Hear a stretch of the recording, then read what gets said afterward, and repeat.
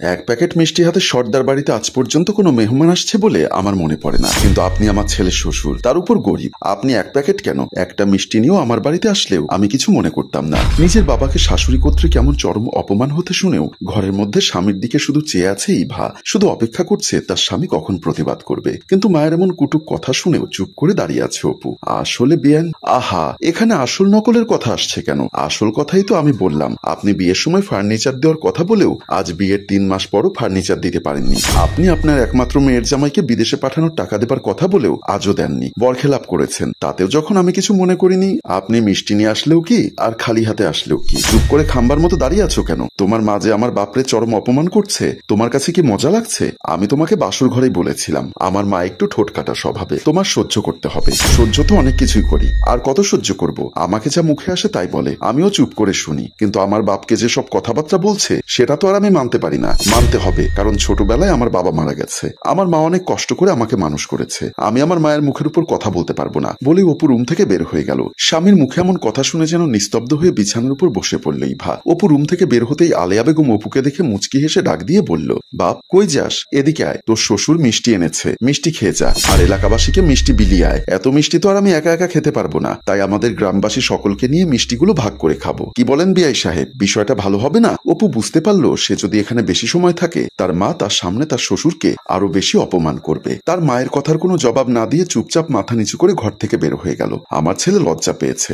আপনি বসুন, আমি এলাকাবাসী ডেকে ডেকে মিষ্টি খাওয়াবো। সবাই জানতে হবে না সর্দার বাড়ির ছেলের শ্বশুর 1 কেজির 1 প্যাকেট মিষ্টি নিয়ে সর্দার বাড়িতে কুটুম হয়ে এসেছে। শাশুড়ির কুটু কথা সহ্য করতে না পেরে ইভা দৌড়ে তার বাবার পাশে এসে শাশুড়ির হাত থেকে মিষ্টির প্যাকেটটা টান দিয়ে নিয়ে বাবার হাতে দিয়ে বলল, যদি লজ্জা থাকে দ্বিতীয়বার আর কোনোদিন এই বাড়ির চৌকাঠে পা দিবে না। আর মনে রাখবে, ইভা নামের তোমার মেয়েটি 3 মাস আগে মারা গেছে, নিজ হাতে কবর দিয়েছো। যাও, এই মুহূর্তে বাড়ি থেকে বের হয়ে যাও। বলেই কান্না করতে করতে বাসার ভেতরে চলে গেল। আলিয়া বেগম মুখ ভেঙচি কেটে বলল, যত সব নাটক। ইভার বাবার চোখে পানি টলমলো করছে। আর কোনো কথা না বলে চুপচাপ বাসা থেকে বের হয়ে গেল। আলিয়া বেগম কি যেন মনে মনে ভাবলো, তারপর আবার ইভার বাবার দিকে পা বাড়ালো। অপু সিঁড়ি দিয়ে নামতেই সামনে দেখা হয়ে গেল তার আপন ফুফাতো বোন মুক্তার সাথে। মুক্তা সালাম দিয়ে বলল, তুমি কেমন আছো ভাইয়া? আমি ভালো আছি, তা তুই কেমন আছিস? আর এত বছর পর কোথা থেকে আসলি? তোমরা তো আর আমার খোঁজ খবর নাও না, তাই আমি তোমাদের খোঁজ খবর নিতে আসলাম। আসলে ব্যস্ততার কারণে খোঁজ খবর নেওয়া হয় না। আমার বিয়ের সময়ও তো গেলা না, আমি দেশে ছিলাম না। ভাইয়া, তুমি দেশে ছিলে না, কিন্তু মামি তো দেশে ছিল।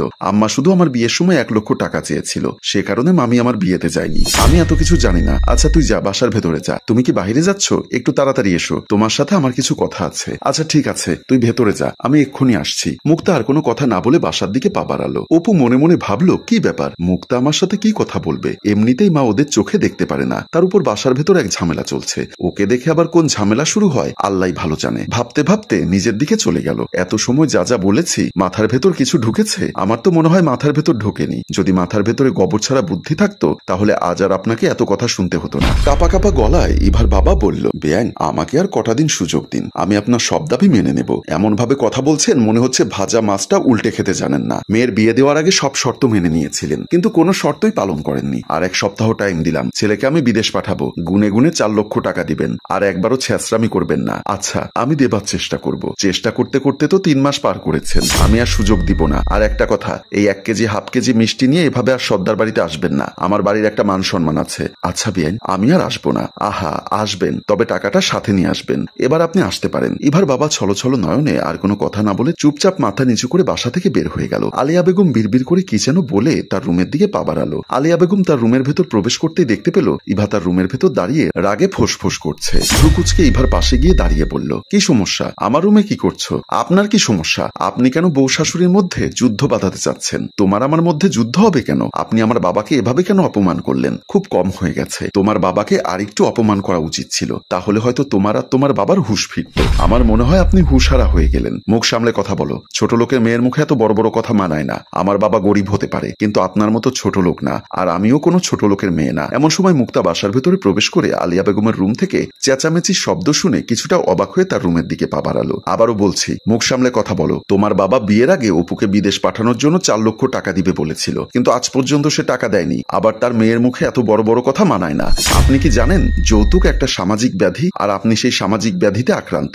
আপনি যৌতুক চাইছেন, আর যৌতুক চাওয়াটা একটা অপরাধ। তোমার বাবা যদি 1 সপ্তাহের মধ্যে টাকাটা না দেয় তাহলে তোমাকে আমি বাড়ি থেকে বের করে দেব। এখন তুমি তোমার ওই সব নীতিবাক্য তোমার বাবাকে শুনিও। আমি আপনার মেয়ে হতে হতে চেয়েছিলাম, আপনার মেয়ে হয়ে আপনার বুকে একটু আশ্রয় খুঁজেছিলাম, কিন্তু আপনি যে ব্যবহার করলেন, আমাকে প্রতিপক্ষ ভাবলেন, বুকে না নিয়ে মুখের বিষাক্ত কথার তীরে আমাকে জর্জরিত করলেন। আমি আর আপনাকে ছাড় দিব না, আমি এখন থানায় যাচ্ছি বলে ইভা হনহন করে রুম থেকে বের হয়ে গেল।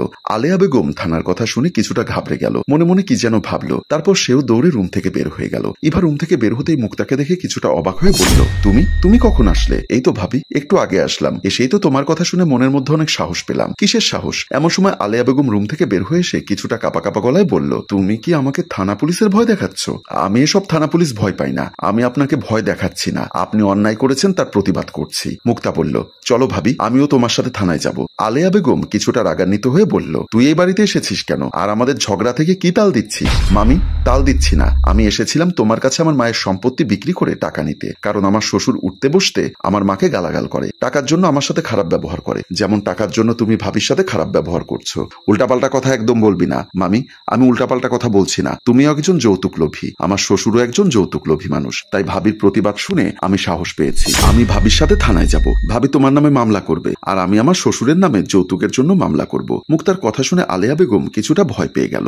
এমন সময় অপু দরজা খুলে বাসার ভেতরে প্রবেশ করতেই আলেয়া বেগম অপুকে দেখে ন্যাকা কান্না করতে করতে দৌড়ে অপুর দিকে চলে গেল। দেখ অপু দেখ, দুধ কলা দিয়ে এতদিন কালসাপ পুষেছি, তোর বউ নাকি আমার নামে মামলা করবে, সেজন্য থানায় যাচ্ছে। তুই বল, আমি কি অন্যায় করেছি? ওর বাপ টাকাটা দিলে সেই টাকা দিয়ে তোকে বিদেশে পাঠাবো, তোরা সুখে শান্তিতে থাকতে পারবি, সেটা কি আমার অপরাধ? সেজন্য নাকি আমার নামে মামলা করবে, যৌতুকের মামলা। মা, ইভা যা বলেছে আমি মনে করি সঠিক বলেছে, আরো অনেক আগেও থানায় যাওয়া উচিত ছিল, মামলা করা উচিত ছিল। অপুর কথা শুনে আলেয়া বেগম চমকে উঠে বলল, তোর মাথায় কি সমস্যা হয়েছে? তুই এসব কি বলছিস? আমি যা বলছি সত্যি বলছি, তুমি টাকার লোভে অন্ধ হয়ে গেছো, একটু আগে টাকার জন্য বাবাকে চরম অপমান করেছো, এটা কোনো মেয়েই সহ্য করবে না। মুক্তা ও ইভা পাশে এসে দাঁড়ালো। মুক্তা বলল, ভাইয়া তুমি সত্য বলেছো, কোনো মেয়ে তার বাবার অপমান সহ্য করবে না, যেমন আমিও আমার মায়ের অপমান সহ্য করতে না পেরে আজ তোমাদের বাড়িতে আসতে বাধ্য হয়েছি, আর ভাবির কথা শুনে তার সাথে থানায় যেতে চাচ্ছি। তুই যা, তোর ভাবির সাথে থানায় যা, তোর ভাবি যৌতুকের জন্য আমার নামে আর আমার মায়ের নামে মামলা করবে, আর তুই তোর শ্বশুর শাশুড়ির নামে মামলা করবি, অপরাধ করলে তো শাস্তি পেতেই হবে। আলেয়া বেগম বুঝতে পারলো ঘটনা হিতে বিপরীত হয়ে গেছে,